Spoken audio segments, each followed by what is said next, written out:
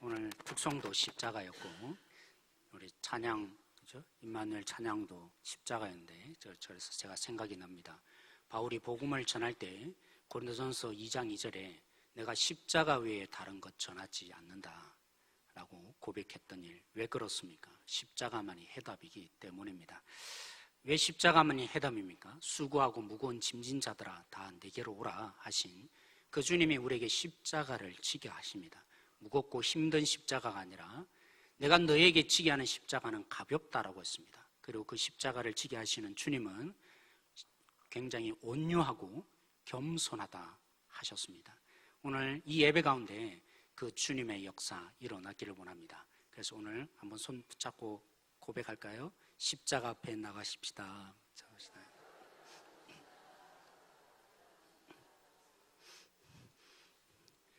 네, 오늘 말씀을 듣는 우리 모두에게 온유하고 겸손한 주님의 목소리 들려지기를 원합니다. 내가 십자가를 져가는 것 같아도 앞장서셔서 우리의 모든 십자가를 함께 져가시는 예수님을 오늘도 똑똑히 만나는 이 시간 되어지기를 원합니다. 미국에 있는 한 대형교회에 있었던 사건입니다. 전통교회에 여러 가지 특징들이 있습니다. 찬송으로부터 시작해서, 그죠? 예배의 순서도 다르지만 옛날에 우리는 그랬잖아요. 교회에 오기 전에 토요일부터 준비를 했습니다. 예쁜 옷 입고 이렇게 새 옷은 아니더라도, 그죠? 다려서 입고 그렇게 오는 상황들을 다 우리 권사님, 장로님들 그러셨죠? 옛날에는 다 그랬습니다. 지금에야 자유롭게 다니지만 그게 그렇게 문제가 되지 않는다고 했지만 이 미국에 있는 대형교회도 전통교회에서 복장이 굉장히 중요했습니다. 뭐가 중요했다고요? 복장이 중요했습니다. 근데 어느 날 예배에 참여한 한 중년 신사가 있었는데 아주 캐주얼한 복장을 입고 오셨습니다. 그런데도 더 큰 문제는 예배 가운데 모자를 쓰고 계셨습니다. 지금은 그죠? 이렇게 우리가 생각하지 않는 것이 마땅하지만 그 교회는 그랬습니다. 성도들이 굉장히 힘들었던 거죠. 그래서 예배에 앉아있고 기도하는 그 노신사에게 다가서서 뭐라고 했겠습니까? 복장은 지금 그렇다 할지라도 모자만이라도 좀 벗어주시죠 라고 했습니다. 근데 그 노신사는 막무가내였습니다. 다음 주에도 모자를 쓰셨고 그 다음 주에도 모자를 쓰셨습니다. 결국 목사님이 그 신사에게 다가가셔서 교제를 나누면서 이 말씀을 하셨습니다. 우리 성도님 이렇게 예배에 참석해 주셔서 너무 감사한데 모자까지 벗어주시면 더 감사하겠습니다 라고 요청을 했습니다. 그러자 이 중년 신사, 노 신사가 이렇게 대답했습니다. 목사님, 저는 3년 전부터 이 교회에 다녔습니다. 그런데 한 사람도 저에 관심이 없어서 저를 알아주는 사람이 없었습니다. 그런데 모자를 쓰고 나니까 모든 성도가 저에게 관심이 생겼습니다. 그리고 제가 어떻게 담임 목사님과 얘기할 수 있겠습니까? 근데 모자를 쓰고 나니까 뭐 했더라고요? 담임 목사님도 저를 만나 주더라고요 라고 얘기를 했습니다.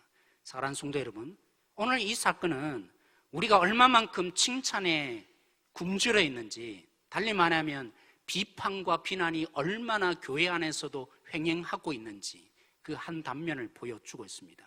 그래서 우리는 사랑받고 싶은 몸부림이 굉장히 점점 갈수록 커지는 시대, 물론 하나님도 말씀하셨죠. 사랑이 식어질 것이다. 말세가 되면 한 것처럼 사랑받지 못하는 우리다가 되다 보니까 그 목마름이 어떻게 납니까? 사랑받고 싶은, 인정받고 싶은 몸부림이 끊임없이 우리 속에 보여주고 있는 거죠. 그 한 단면이 저는 이 사건이 보여주고 있다고 생각됩니다.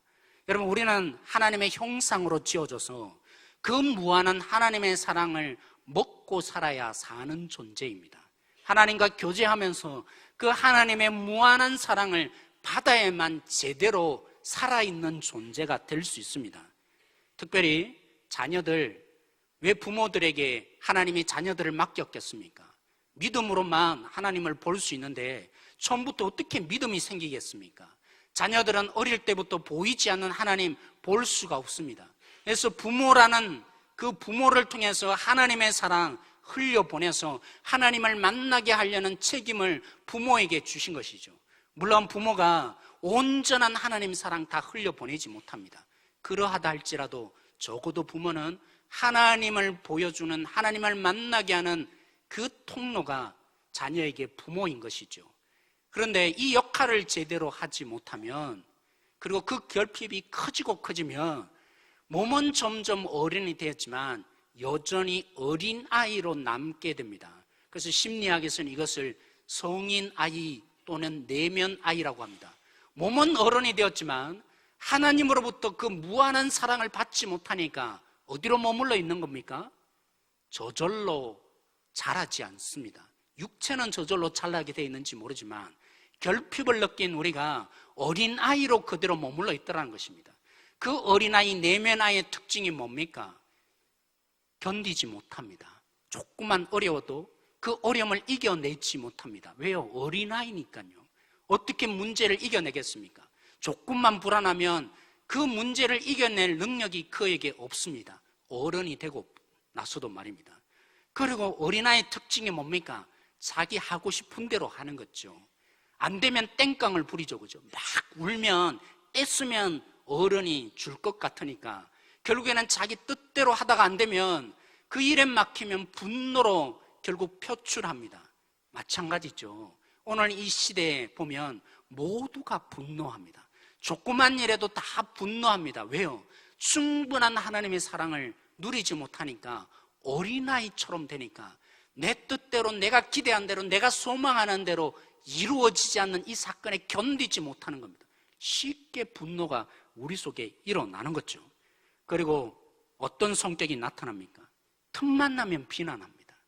자신은 보지 못하고 앞에 보이는 것만 늘 보기 때문에 눈은 앞으로만 향하여져 있으니까, 내면 아이로 있으니까, 어린아이로 있으니까 틈만 나면, 시간만 되면 뒤에서 씹는 일 하는 것이죠. 비난이 그의 특징이 되는 것이죠. 그리고 들어도 무슨 얘기를 듣습니까? 내가 듣고 싶은 대로 듣는 것이죠. 오늘 이 말씀에 대한 얘기도 마찬가지입니다. 제가 오늘 이 말씀을 준비하면서 예전에 제 모습을 보게 되었습니다. 여러분, 오늘 이 본문에 두 가지 사건이 일어납니다. 베드로가 루다에서 중풍병자 에니야를, 8년 되었던 그 중풍병자 에니야를 고칩니다. 그리고 욥바에서 베드로가 초대받아 가서 결국 다비다라는 죽었던 그 영혼을 살려내는 놀라운 기적의 역사가 일어납니다. 근데 이 본문의 결론들이 다 뭡니까? 이런 치유로 말미암아서 35절에도 그렇고 42절에도 말씀해 보시면 다 뭐라고요? 교회가 부흥되는 역사가 일어납니다. 저는 뭘 원하겠습니까? 우리 교회도 커졌으면 좋겠고 부흥됐으면 좋겠고, 여러분 저를 오해하지 마십시오. 숫자적인 부흥을 원하지 않는 것처럼 어떤 분들은 오해하시던데 저도 숫자적인 부흥을 원합니다. 그래서 오늘 이 본문을 제가 예전에 볼 때는 이렇게 생각했습니다. 야, 기적이 일어나니까 교회에 사람들이 오는구나. 제가 보고 싶은 대로 보니까 큰 교회를, 그죠? 나름대로 생각하는 부목사 시절에 제가 그렇게 요청을 한 적도 있습니다. 하나님, 저에게도 이 능력을 달라고 말입니다. 사랑하는 성도 여러분, 왜요? 중풍병자 의사가 고칠 수 있습니까? 못 고치잖아요. 죽은 자가 어떻게 살아납니까?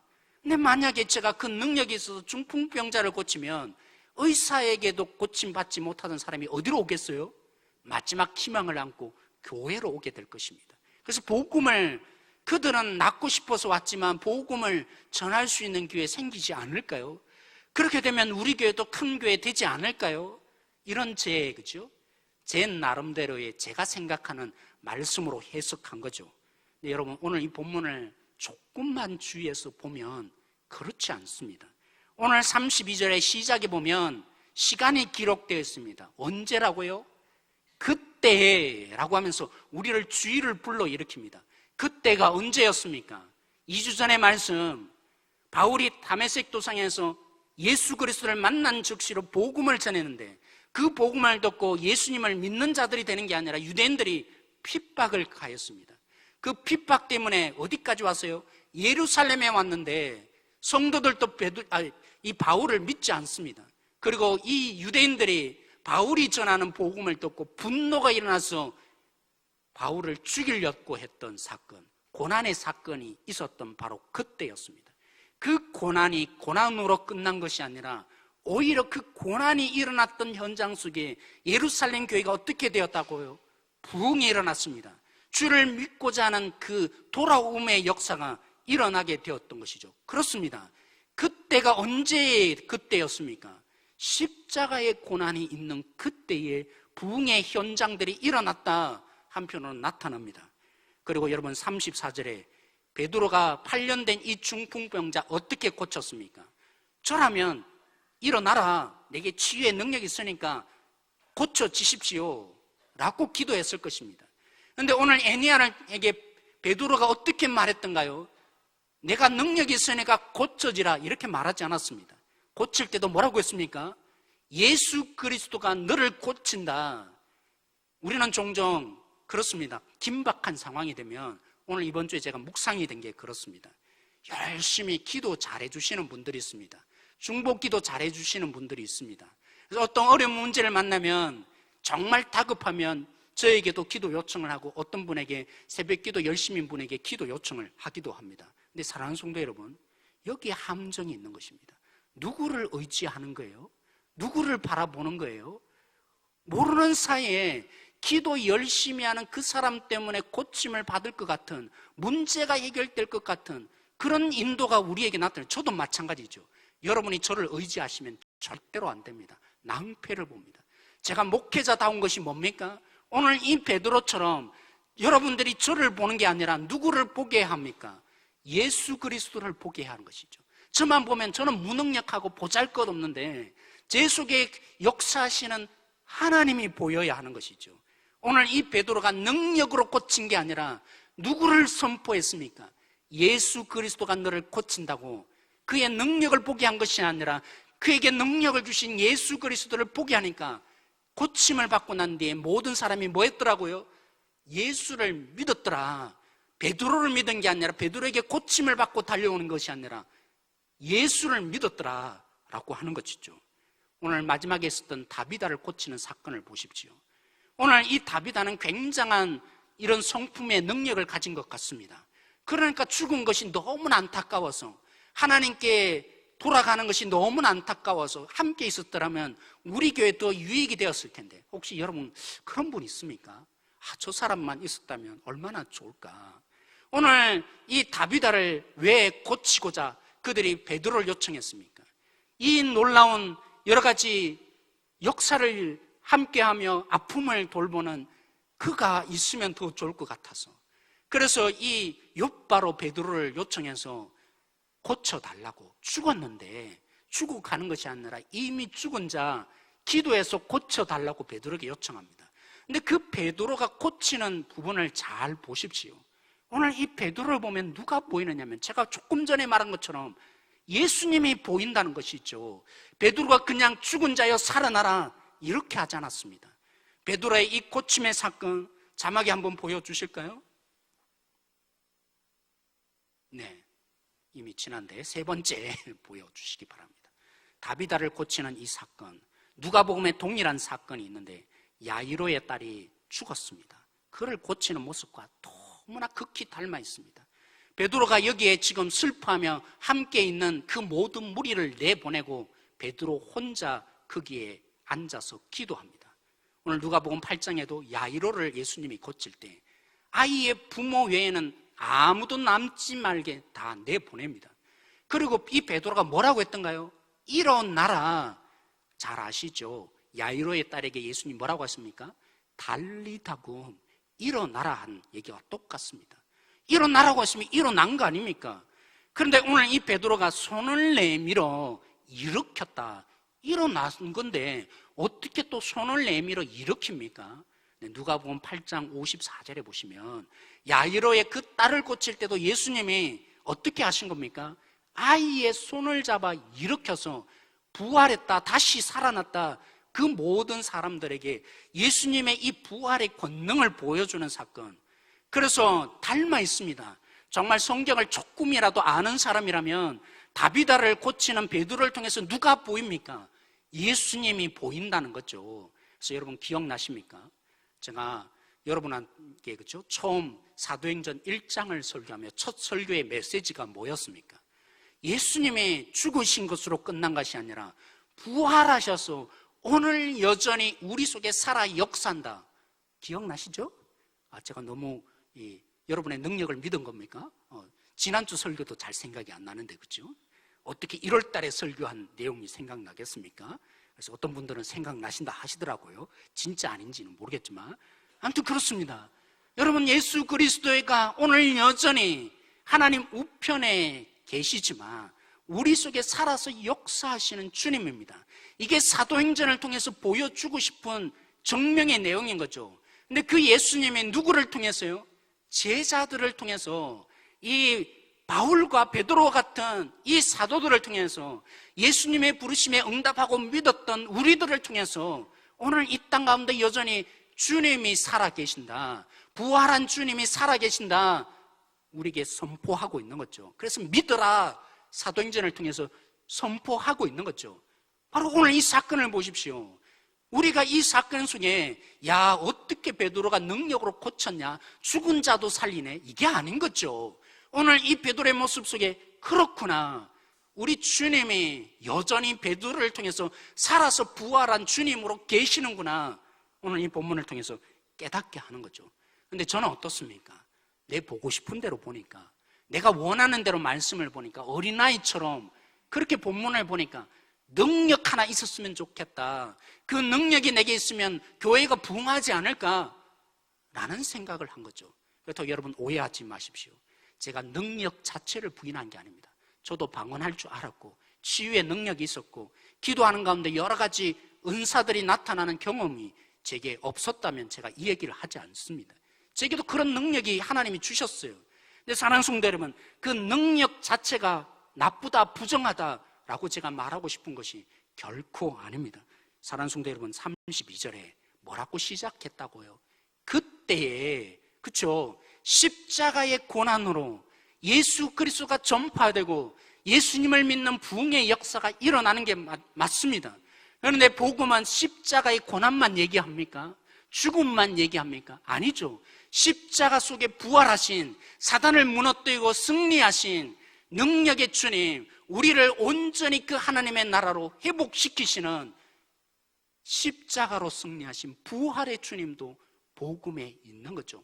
어느 한 편만 보면, 그래서 옛날에는 우리가 이 기복신앙, 욕심을 자꾸 자극했기 때문에 기복신앙이 나쁘다고 하고 보니까 마치 능력 자체를 부인하는 것처럼, 성경에 기록된 많은 주님의 역사를 부인하는 것처럼 우리가 오해하는 경우가 종종 있더라고요. 사랑하는 성도, 그렇지 않습니다. 오늘 그때라고 왜 표현을 했겠습니까? 주님은 고난의 그 십자가를 통해서 우리를 주님을 알게 할 뿐만이 아니라 오늘 이 놀라운 역사 왜 일어난 것이라고요? 그렇죠? 아담이 범죄함으로 말미암아 오늘 이 땅 가운데 자신이 주인이 되려고 결정한 결과 하나님의 관계가 단절되어 버렸습니다. 그래서 그 하나님의 무한한 능력, 그 무한한 사랑이 우리에게 공급되지 않는 거죠. 아담이 범죄한 이후에 반응이 뭐였습니까? 자신도 부끄러워졌고 하나님도 두려워해서 숨는 자가 되었다고. 그 표현 그대로 하나님의 관계가 문제가 생기니까 우리는 하나님의 그 무한한 능력과 하나님의 그 지혜가 공급되지 않는, 하나님의 그 무한한 사랑이 우리 속에 공급되지 않는 결핍이 우리 모두가 지금 겪고 있는 것입니다. 그러기에 그 하나님의 무한한 지혜가 없으니까 내 보고 싶은 대로만 보는 거죠. 내가 판단하는 데만 듣는 거죠. 내가 생각하는 대로 그것을 해석하는 이런 어린아이가 되는 거죠. 하나님의 그 무한한 이 생명이 우리 속에 없으니까, 부족하기만 하니까, 그래서 남의 떡이 더 커 보이고 사촌이 땅을 사면 배가 고픈, 배 아픈, 개가 아픈 게 아니죠, 배 아픈 우리들이 되는 거죠. 그 하나님의 무한한 사랑이 우리 속에 공급되지 않으니까 결국에는 남의 것을 빼앗으라도 나를 채워야 되는 동물의 왕국이 되는 거죠. 문제는 어디 있습니까? 이 문제를 해결하는 것은 흔히들 성경이 분명하게 얘기하는데, 돈을 더 많이 얻는 것으로, 남에게 인정받는 것으로, 남에게 굽실굽실거리는 그 위치에 있는 것으로, 결핍이 어디서 왔는데요? 그것을 채운다고 해결되겠습니까? 하나님의 관계가 회복되어야죠. 하나님이 우리에게 진노하실 수밖에 없는 이 죄의 문제가 근본적으로 해결되어야 하는 거죠. 그런데 뭐 하려고 합니까? 자꾸만 이 부족한 일시적인 해결, 밴드 하나 붙이고 그죠? 후시딘 하나 붙이는 그 일에 몰두하니까 우리는 빈곤의 악순환을 끊임없이 겪고 있는 거 아닙니까? 다람쥐 쳇바퀴 돌듯이 이건 줄 알았는데 또 찾아가는데 이게 아니니까 또 다른 것을 목말라서 찾아가는 이런 우리의 이 불쌍한 인생 속에 오늘 예수님이 극명하게 보여주는 거예요. 뭘로요? 이 놀라운 능력의 역사로 오늘 바울과 베드로의 이 역사를 통해서 이 능력 자체가 중요한 것이 아니라 하나님의 나라, 너희들이 예수 그리스도로 말미암아 회복을 받아야 될 이 진정한 회복이 어디서 문제가 왔고, 그러므로 이 결핍이 회복되기 위해서는 오늘 장사가 안 되는데 주님 기도해서 이거 해결해 주세요. 그것으로 아니라고. 근본적인 너희들의 이 결핍 해결받아야 하는 거라고. 주님의 관계에 회복되어야 하는 거라고. 그래서 가장 눈에 보이는 이 능력의 역사로 하나님의 나라, 너희 속에 주시는 이 주인공이 너희 안에 있으므로 하나님의 관계가 회복되어지고, 그래서 너희의 결핍이 해결되어지는 하나님의 진정한 은혜와 능력과 사랑이 너희를 흘러가게 하는 자 되라고 주님이 이 능력이라는 그릇으로 표현한 거죠. 그래서 여러분 요한복음에 여러분 읽어보시면 예수님의 행한 기적들마다 기적이라 말하지 않습니다. 오병이의 기적을 기적이라 말하지 않습니다. 병자를 고치는 사건을 기적이라 말하지 않습니다. 표적이라 하죠. 사인, 능력 자체가 아니라 그 능력 속에 담겨있는 이 본질을 똑똑히 보라고. 근데 저는 어떻게 한 겁니까? 능력 자체만을. 그 능력이 있으면 교회가 바뀌지 않을까? 그 능력이 있으면 우리에게는 좋아지지 않을까? 아니라고요. 본질을 보지 못하는 자. 근데 여러분, 저와는 너무나 다른 한 사람이 있더라고요.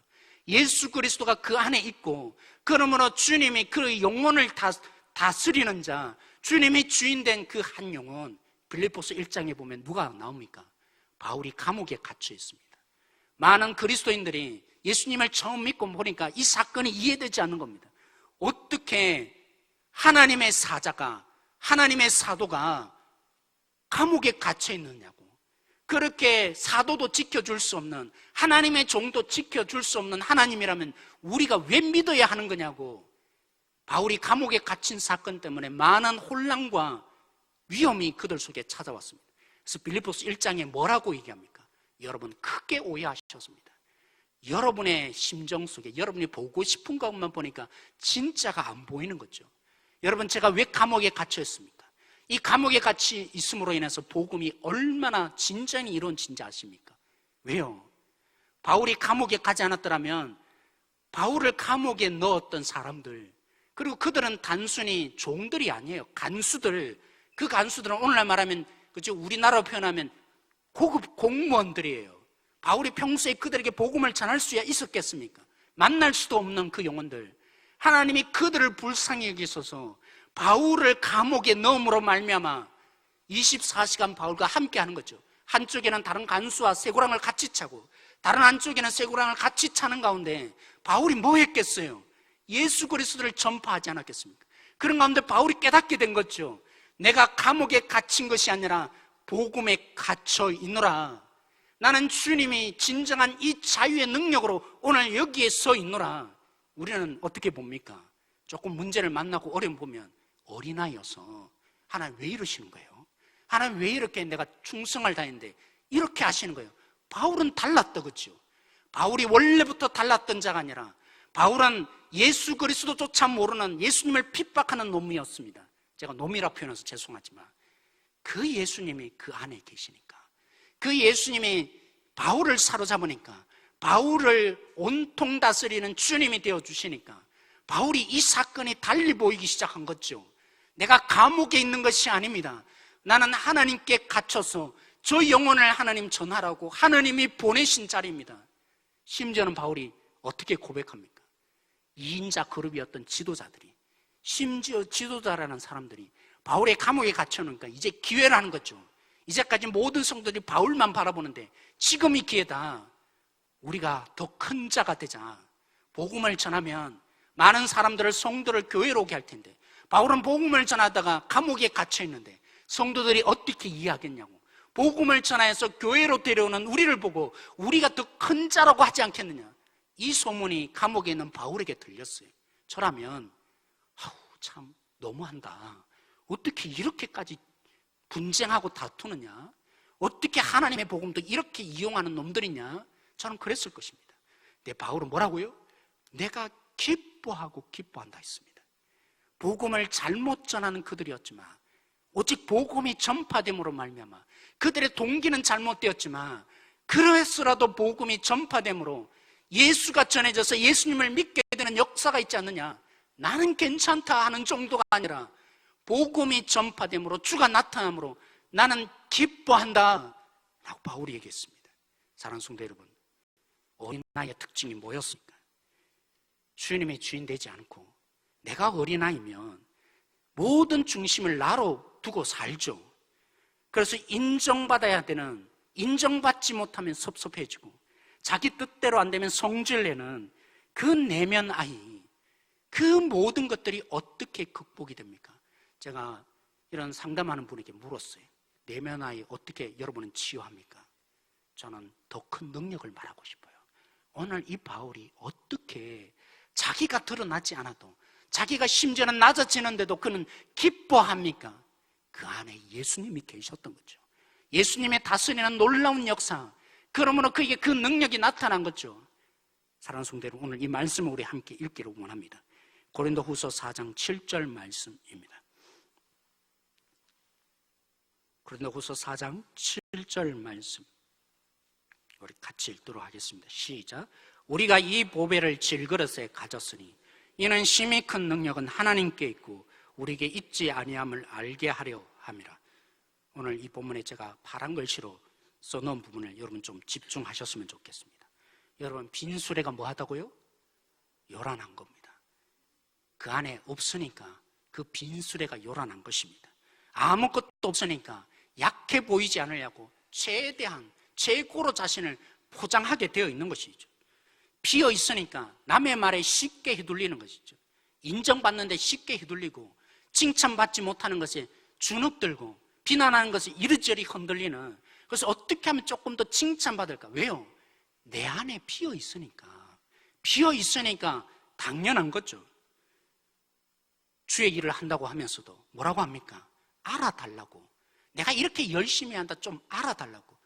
그 안에 비어 있으니까 주의 일을 한다고 하면서 뭐라고요? 좀 알아달라고 큰 소리를 자꾸 치는 거예요. 하지만 오늘 이 말씀, 우리는 그릇입니다. 우리가 보배가 아니라 우리는 뭔가를 담아야 하는 그릇입니다. 이 그릇 안에 예수님이라는 보배가 담기면 예수님이라는 그 보배만 가치로운 게 아니라 우리도 국물을 얻어요. 국물 앞에서 죄송하지만 여러분 생각해 보십시오. 다이아 반지가 담겨있는 보석함하고 똥이 담겨있는 그릇하고 여러분 어떻게 취급합니까? 똑같은 그릇이라도 보배가 담겨있는, 다이아 반지가 담겨있는 그 보석함은 다르게 다루시잖아요. 마찬가지입니다. 주님이라는 이 보배가 내 안에 있으면, 그 주님이 우리를 주인으로 다스리기 시작하면 그는 알기 시작합니다. 나라는 존재가 나 이상의 가치가 있는 거구나, 주님의 가치가 내 속에 새겨지는구나 알게 되는 것이죠. 그래서 바울이 오늘 이 뒷부분에 뭐라고 합니까? 내가 우겨삼을 당하여도 쌓인다고요? 아니라고. 내가 이런 모든 고난을 당하고 거꾸로뜨림을 당하여도 나는 거꾸로뜨림을 절대로 당하지 않는다. 우리가 그렇죠. 나만 있으면 우리가 어떻게 나를 비방하고 고난을 주고 나를 제대로 평가해 주지 않는데 내가 절망하지 않을 수 있습니까? 그 사람을 미워하지 않고 똑같은 지체로 대우하며 그를 불쌍히 여기고 함께 나가자, 우리가 함께 지체된 자가 아니냐, 어떻게 이렇게 할 수 있겠습니까? 우겨삼을 당하여도, 오늘 거꾸로뜨림을 당하여도 거꾸로뜨리지 않는 이 비결의 능력이 어디 있다고요? 이 보배를 질그릇인 내 안에 있기 때문이라고. 예수 그리스도가 내 안에 있으면 이런 능력이 나타나는 거라고. 예수 그리스도가 우리의 주인 되어서 다스린다면 나의 이 보배되면, 주님의 보배됨의 능력이 나에게도 흘러가는 것이라고. 어디 그뿐입니까? 예수님이 말씀하셨죠. 요한복음 7장 38절에 나를 믿는 자는 뭐 하는 거라고요? 그 배에서 생수의 강이 흘러나오리라. 나만 사는 것이 아니라 주님의 생명으로 생수의 강이 흘러가서 저들도 살게 하는 능력자가 되는 것이죠. 제가 이 얘기로 마무리하고자 합니다. 이것도 실제에 있었던 얘기입니다. 우리 헌법에 35세가 되면 장로가 될 수 있는 자격이 주어집니다. 이분도 35세 가장 일찍 나이에 장로가 되었습니다. 그분의 이 소명은 그랬습니다. 어떻게 하면 교회를 교회답게 세워볼까? 그래서 진리가 아닌 것에는 최대한 내가 바로 잡아주고 그래서 징계하는 것이 장로의 직분이다. 그는 생각했습니다. 한참 그때가 방언의 논쟁이 있었습니다. 근데 목사님은 또 어떻게 설교하셨냐면 방언은 마귀의 목소리다. 마귀의 역사라고 가르쳤습니다.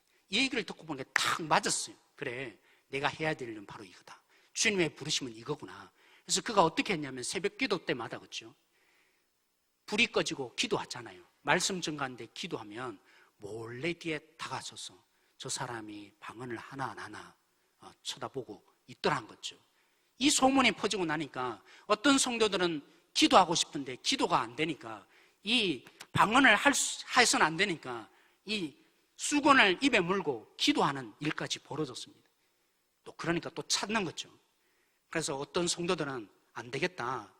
기도도 제대로 못하네. 하나님께 기도할 수도 없네. 그래서 1시간 미리 와서 기도한 거죠. 이 얘기를 누가 들었겠어요? 그 장로님이 듣고 1시간 미리 와서 또 온몸이 방언으로 기도하나 이러한 일들이 벌어졌다고 합니다. 여러분, 왜 이러한 일이 일어납니까? 우리 장로님은 그 장로님은 얼마나 헌신을 다하셨습니까? 얼마나 열심을 다하셨습니까? 얼마나 주님을 위해서 살고 싶어서 그렇게 하셨겠습니까? 얼마나 그가 목사님과 함께 동력자로 이 교회를 제대로 세우기 위해서 몸부림쳐서 그렇게 했겠습니까? 많은 분들이 그렇게 말합니다. 문제가 있는 교회, 시끄러운 교회에 목소리를 내는 분들, 분열되는 교회, 모든 교회들마다 다 알고 보면 주를 위해서 한다는 겁니다. 교회를 위해서 한대요. 교회를 위해서 목소리 내고 교회를 위해서 뭔가를 하겠다고 소리쳐요. 뭐가 빠진 것입니까? 나의 열심과 최선이 아니에요. 주님이 계셔야 합니다.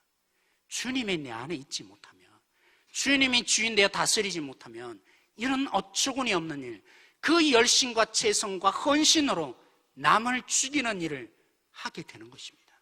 사랑하는 성도 여러분, 우리는 그릇입니다. 예수 그리스도를 담고 있어야 되는 그릇입니다. 그런 우리 속에 예수 그리스도가 담겨져 있습니까? 예수님이 지배하시며 다스리고 계십니까? 예수라는 보배의 가치가 내 안에 있습니까? 그런 우리가 주님만의 그 생명의 역사, 나도 맛보고 온 이 땅 가운데 생명에 흘러가는 한 사람 한 사람 되어지는 모든 성도가 되고 싶지 않습니까? 오늘 말씀으로 우리 함께 이 시간 같이 기도하기를 원합니다.